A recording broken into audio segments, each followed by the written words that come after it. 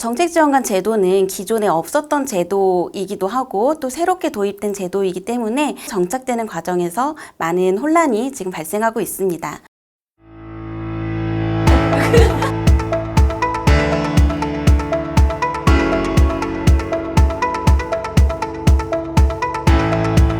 안녕하세요. 한국지방행정연구원 자치분권 제도실의 주희진입니다. 그동안 유튜브 영상이 업로된 이후에 많은 의회에서 혹은 많은 정책지원관 분들이 저에게 문의를 주셨습니다. 그래서 오늘은 그러한 문의들을 좀 모아서 두 번째 영상을 찍게 됐습니다. 지방자치법이 전부 개정되면서 기존에는 없었던 새로운 정책지원 전문 인력이 도입이 되었습니다. 바로 정책지원관 제도인데요. 이 정책지원관은 광역의회와 기초의회 모두 다 둘 수 있도록 되어 있고 지방의원의 2분의 1 범위 안에서 둘 수 있도록 되어 있어서 광역과 기초를 다 합치면 거의 2,000명에 가까운 정책지원관이 새롭게 채용된다라고 하니까 엄청난 채용 규모라고 볼 수 있겠죠. 정책지원관 제도는 기존에 없었던 제도이기도 하고 또 새롭게 도입된 제도이기 때문에 정착되는 과정에서 많은 혼란이 지금 발생하고 있습니다. 그리고 실제로 지방의회 현장에서도 정책지원관의 채용과 운영 과정에서 아직까지 많은 어려움이 발생을 하고 있습니다. 정책지원관이 어떠한 일을 해야 되는지, 그리고 또 정책지원관을 어디에 배치해야 되는지, 혹은 정책지원관 개인의 전문적인 역량이 있는지, 혹은 정책지원관이 너무 잦은 이직이라든지 아니면 채용 자체가 조금 힘든 그런 여러 가지 문제점들이 발생을 하고 있는데, 오늘은 그 중에서 특히 정책지원관의 업무에 대해서 살펴보고자 합니다. 정책지원관의 구체적인 운영과 관련해서는 지방자치법 시행령에서 그 지방의회의 각 상황에 맞게 조례로 정하도록 하고 있습니다.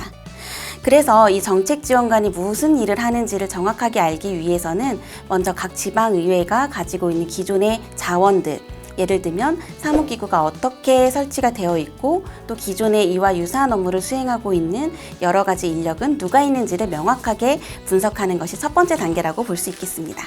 업무 중복성의 문제를 피하기 위해서입니다. 기존에 정책지원관 제도가 도입되기 이전에도 이미 지방의회는 계속해서 운영이 되었기 때문에 지방의원의 의정활동을 지원할 수 있는 여러 가지 제도들이 마련이 되어 있기는 했었습니다.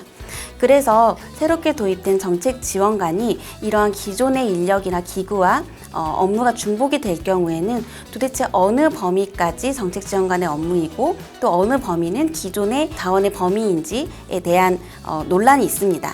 그리고 이러한 논란을 잘 해결해야만 효율적인 의정활동 지원이 가능하겠지요. 지방의회에는 지방의원의 의정활동을 지원할 수 있는 기구가 여러 가지가 있습니다. 가장 대표적인 예로는 지방자치법에서도 이제 규정이 되어 있는 전문위원입니다. 전문위원은 각 광역의회와 기초의회 모두 다 두도록 되어 있고 특히나 위원회 활동을 지원하기 위해서 두도록 되어 있습니다.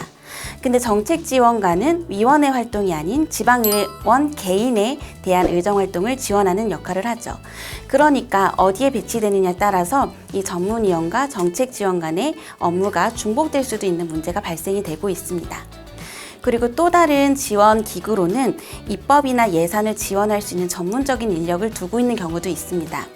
특히나 입법조사관이라는 이름 혹은 예산분석관이라는 이름으로 이러한 내용들이 있는데 규모가 큰 의회 같은 경우에는 입법과 예산과 관련된 활동을 지원하기 위해서 이러한 인력들을 두고 있었습니다. 근데 정책지원관의 업무도 예산 의 분석과 성안을 하는 내용들을 지원하는 역할을 하고 있기 때문에 이러한 기존의 전문 인력과도 또 업무가 중복되는 문제가 많이 발생을 하고 있습니다.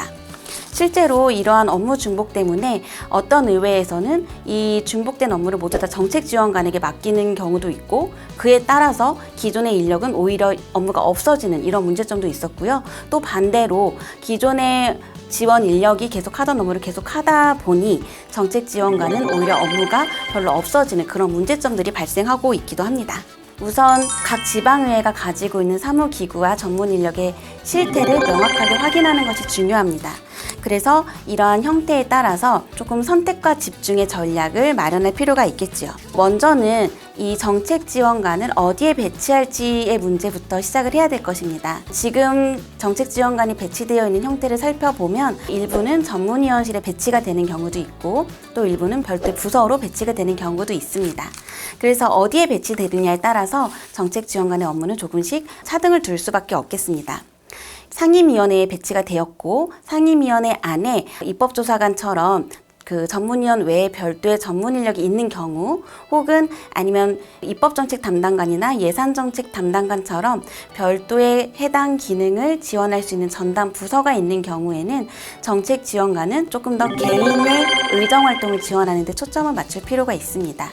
왜냐하면 입법과 예산은 고도의 전문성을 요하는 기능인데 이러한 기능을 지원할 수 있는 기존의 자원이 있기 때문에 그런 자원에게 오히려 전문적인 영역은 맡기고 그 정책지원관은 그 외에 지방의원 개인에 대한 지원을 하는 데 초점을 둘 필요가 있겠습니다. 다만 이럴 경우에 어떠한 문제점이 있는지에 대해서도 좀 생각해 볼 필요가 있는데요. 첫 번째로는 이렇게 전담 부서라든지 전담 지원 인력이 있는 경우 그리고 그런 경우에 정책지원관이 상임위원회에 배치될 경우에는 업무 중복의 문제 그리고 업무 경계가 불명확함에 따라서 나타날 수 있는 여러 가지 혼란이 있다라는 점을 잘 명심해야 될 것입니다. 그리고 두 번째는 전문위원실에 배치가 되기 때문에 보통 정책지원관은 조례를 성안하는 지원을 많이 업무를 담당을 할 거고 전문위원은 지방자치법에 그 조례를 검토하는 역할이 부여되기 때문에 이 두 가지 업무는 좀 명확하게 구분이 되어야 되는데 이 전문위원실에 정책지원관이 배치가 되면 그러니까 성안을 지원하는 주체와 검토하는 주체가 중복될 수 있는 문제가 있습니다. 예를 들면 내가 조례를 만들고 개정하는 데 지원을 했는데 내가 스스로 내가 지원한 조례를 검토해야 되는 그런 모순적인 상황이 발생할 수도 있는 거죠.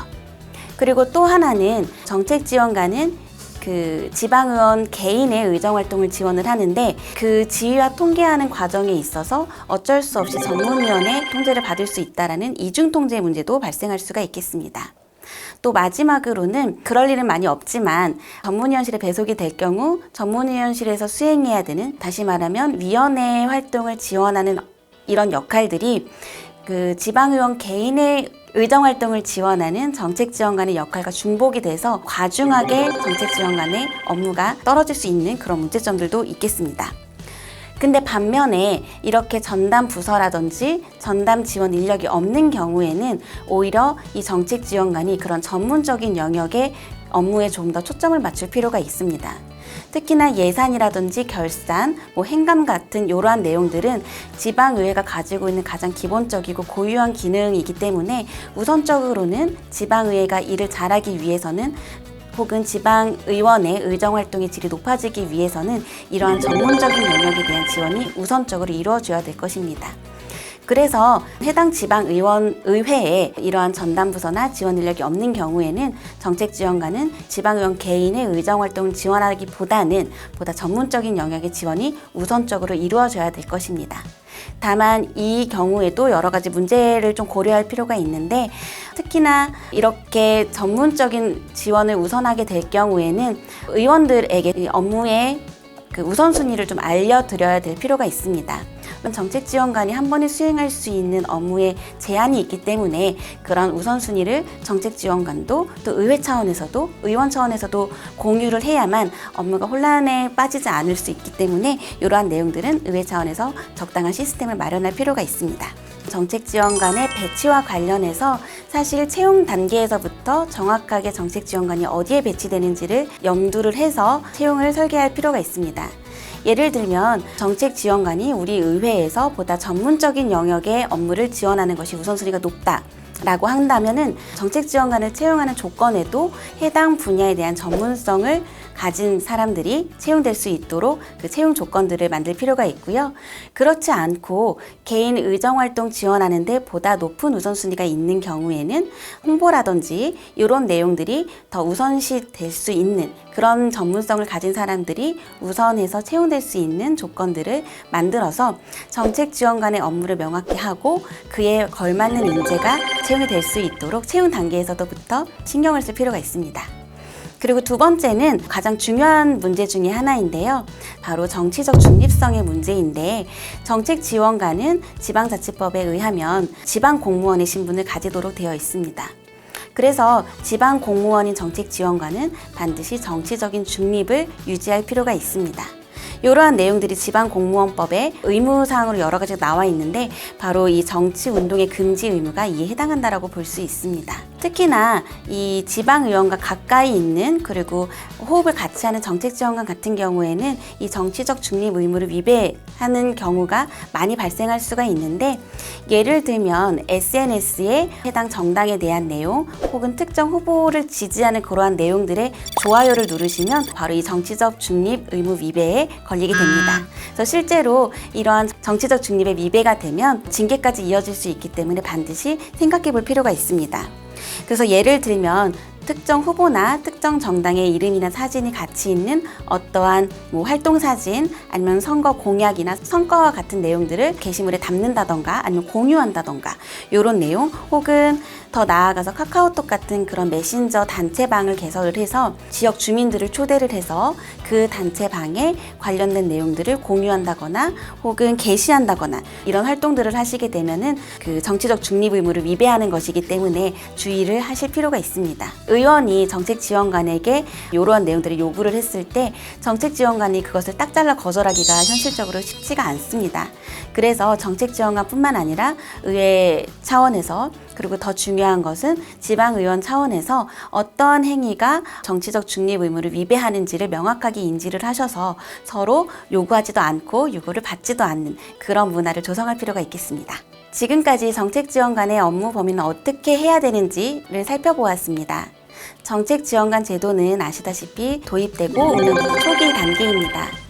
초기 단계이기 때문에 많은 운영상의 어려움과 문제점들이 있지만 이러한 문제점들을 잘 해결해서 나가면 훨씬 더 질 높은 지방의회 그리고 일 잘하는 지방의회로 만들 수 있는 가장 중요한 제도라고 생각을 합니다. 혹시라도 이 외에도 다른 궁금증이 있으시면 언제든지 메일 등을 통하여서 연락을 주시면 성심성의껏 답변 드리겠습니다. 감사합니다. 한국지방행정연구원이 함께 더 나은 내일을 만들어 가겠습니다.